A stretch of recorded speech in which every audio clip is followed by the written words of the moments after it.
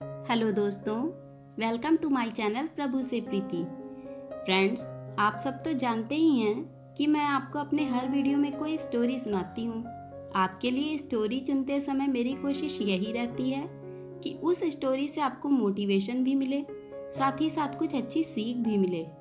तो उसी क्रम में मैं आज की ये स्टोरी लेकर आई हूँ। इस कहानी को आपने अगर ध्यान से सुनकर समझ लिया तो आपके जीवन की कई समस्याएं दूर हो सकती हैं।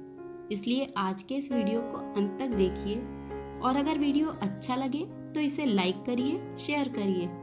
अगर आप मेरे चैनल पर आज पहली बार आए हैं तो चैनल को अभी सब्सक्राइब करिए। तो अब कहानी को शुरू करते हैं। यह कहानी संत कबीरदास जी के जीवन से जुड़ी हुई है।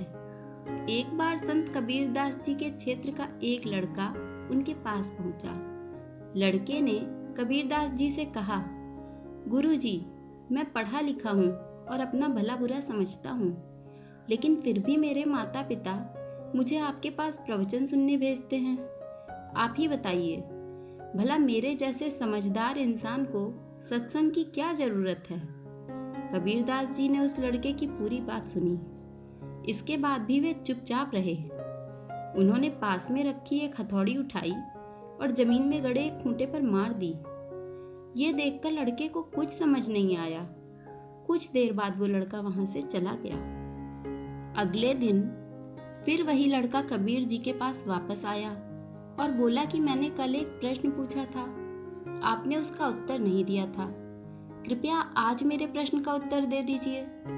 कबीर जी ने फिर उसी खूंटे के ऊपर हथौड़ी मार दी, लेकिन बोले कुछ नहीं। लड़के ने सोचा, शायद आज इनका मौन व्रत है, इसी वजह से ये कुछ बोल नहीं रहे हैं। लड़का अपने घर वापस चला गया। इसके बाद वो तीसरे दिन फिर आया और फिर वही प्रश्न पूछा।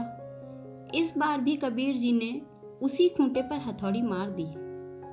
ये देखकर लड़के का धैर्य टूट गया। उसने कबीरदास जी से कहा, आप मेरे प्रश्न का उत्तर क्यों नहीं दे रहे हैं?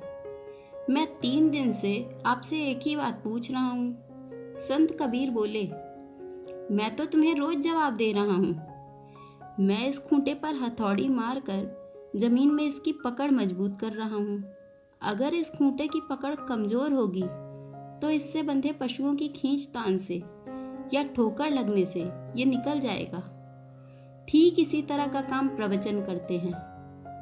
अच्छे लोगों का संग, उनका उपदेश और अच्छी बातें हमारे मन रूपी खूंटे पर बार बार प्रहार करती हैं, जिससे हमारे नकारात्मक विचार खत्म होते हैं और सकारात्मक विचार बढ़ते हैं। हर रोज अच्छी बातें पढ़ने और सुनने से हमारा मन बुराई से दूर हो जाता है।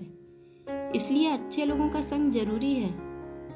लड़के को कबीर जी की बात समझ आ गई थी, अतः उसने उनका धन्यवाद दिया और अच्छे लोगों की संगति में रहने का प्रण ले लिया।